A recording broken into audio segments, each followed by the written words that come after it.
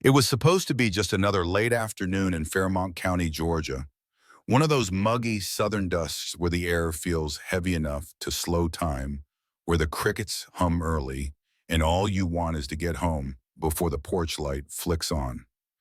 That's all Daniel Price wanted that day, just to drive home with his 12-year-old daughter Zoe, a man who had bled for his country in places most folks can't even find on a map, a man who survived ambushes and shrapnel, and nights colder than bone yet, in a breakup behind the wheel as a black man, nothing was ever just to drive home. Blue and red lights cut through the mirror, 2 blocks from his house. No speeding, no busted taillight, nothing. Daniel sighed, eased the truck to the shoulder. "It's all right, baby," he told Zoe, hands firm on the wheel, voice steady like he'd practiced this moment his whole life. She copied him, small hands flat on her knees, backpack still strapped. The cop walked up fast, white male 30s, hair buzzed down to skin sunglasses, reflecting nothing but hostility. His hand was already resting on his holstered gun. "License and registration." "Yes, sir. My license is in my back pocket, registration's in the glove box. My daughter can reach if you prefer." "You think you're funny," the cop snapped his name tag, flashing Officer Brett Lawson. "No, sir. Just trying to stay safe." Lawson's jaw tightened. "What are you doing in this neighborhood?"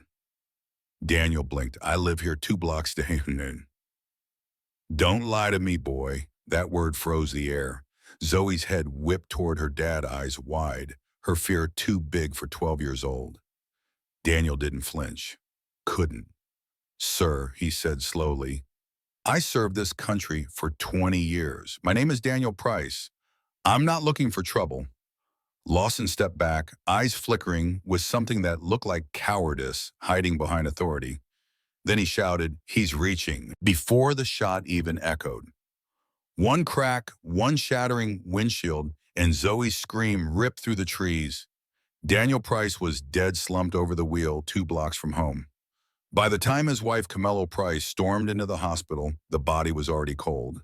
A nurse tried to hold her back, but Camille was no stranger to command. She'd led troops through burning villages overseas. "I'm his wife," she barked, shoving past. She stood frozen at the table, staring at Daniel's face, a strange peace etched there like he'd known this country would never really welcome him home. She demanded her daughter found Zoe sedated in pediatrics, murmuring in sleep. "Don't move," Daddy said, "don't move."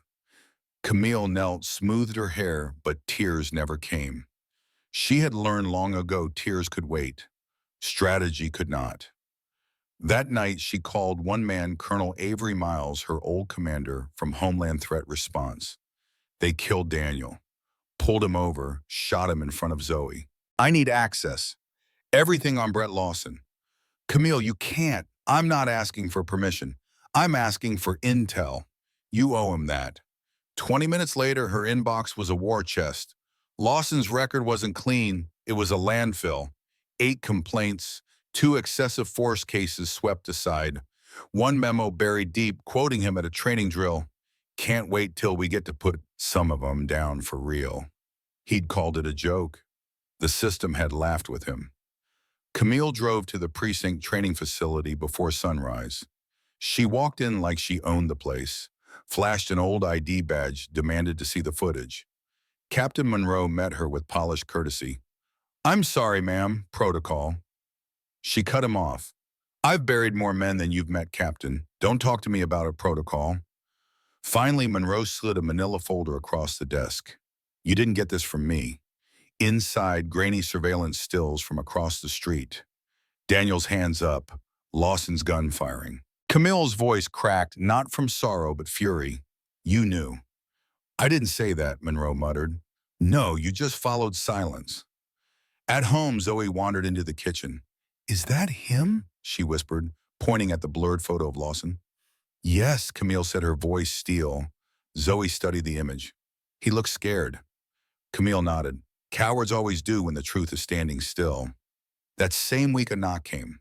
Elijah Brooks, an old teammate of Daniel's, stood there in a faded Air Force jacket. He handed Zoe a challenge coin and looked Camille in the eye. If you want to move, I can still reach the old crew. Camille's jaw tightened. I don't want revenge. I want exposure. She started with Lieutenant Graham Steele, the man who had signed off Lawson's final evaluation, calling him exceptional under pressure. She tracked him into a diner Tuesday mornings like clockwork, sipping coffee, joking with the waitress, tipping $20 like he was a saint. Camille sat two booths back, snapped a photo, sent it to a contact. Within hours, Steele's files were in her hands.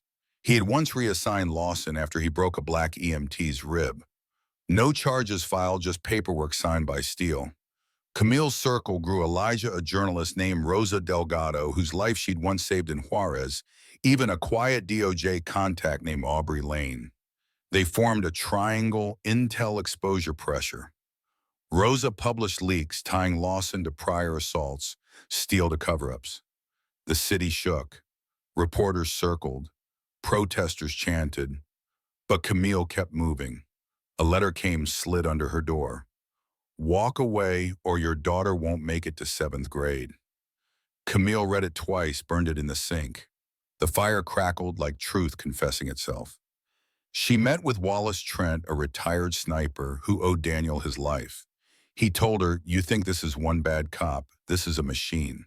They're not scared of truth. They're scared someone like you makes others remember how to fight. And then came the audio. Officer Chen Lawson's former partner handed her a flash drive. Lawson's voice was clear cold. The black ones always reach for something. I give them one chance, then it's God's call.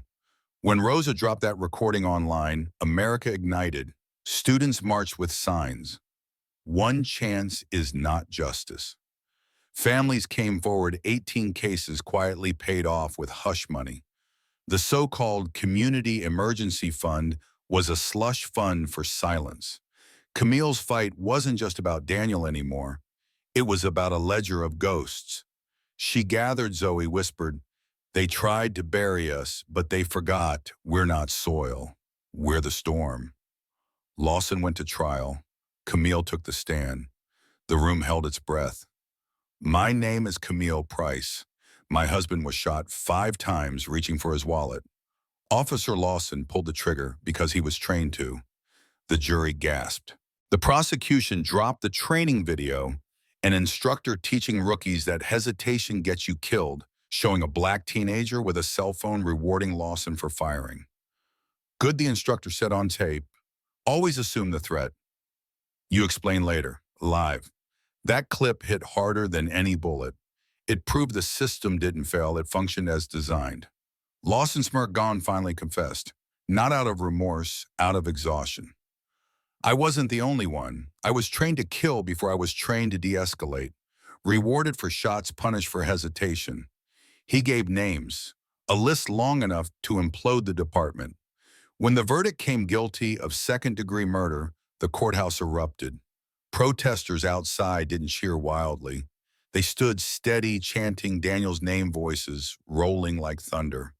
Federal marshals cuffed Lawson, not the local police. That mattered. Symbolism mattered. Weeks later, Camille stood at Daniel's grave with Rosa beside her. I told him I'd find the truth, she whispered, fingers tracing his name on the stone. But I didn't expect it to be this heavy. Rosa laid a hand on her shoulder. You didn't just find it. You made them face it. Camille's gaze hardened. We're not done. Denton isn't the only place. This system has roots everywhere, and we don't stop until the ground shifts. Months later, the Fairmont Police Academy shut down. A new law, the Daniel Price Act, passed in the state legislature, mandating cameras in every training session, audits open to the public. But none of it brought Daniel back. What it did was tear open a vault of denial, force a nation to look at itself in the mirror. At a packed town hall, Camille took the mic. No makeup, no pretense, just raw truth. I'm not here for revenge. I'm here because some other black mother will get that phone call one day, and she deserves a world where people believe her before they doubt her. If we get comfortable now, then Daniel died for nothing. The room fell silent, then rose to its feet, not clapping, just standing with her. Later, under the street lamp, a nervous teenager whispered, Miss Price, I want to be you someday. Camille smiled, hand gentle on the girl's shoulder. No, be better. That's the legacy Daniel left. Not medals, not folded flags, but fire passed to trembling hands that still hope. And now I'll ask you, what do you think justice really means in America? When a war hero can be shot 2 blocks from home, when his wife has to become a soldier again just to be heard. Where does accountability begin? Where does it end? Drop your thoughts in the comments. Have you seen injustice like this up close? Do you believe the system can ever be fixed, or is it too far gone? Speak your truth. Share this story. Stay loud. Because silence has never protected us.